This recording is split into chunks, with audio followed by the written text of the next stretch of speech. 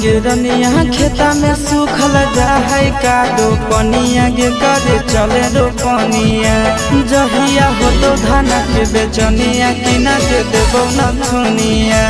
जहिया हो तो धाना के बेचनिया किना के देबो न थुनिया।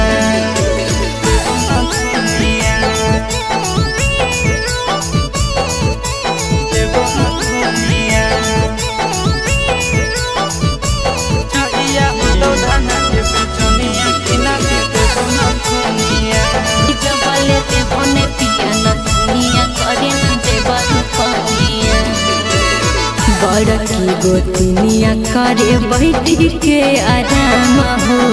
घर बाहर हमारे से करबा बहसा काम हो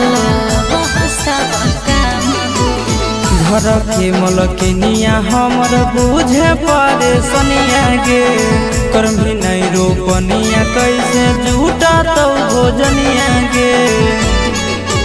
भादो में खाना बने तोरा पिलैब छुछे पनिया करे ने जेब रोपनिया भादो में खाना बने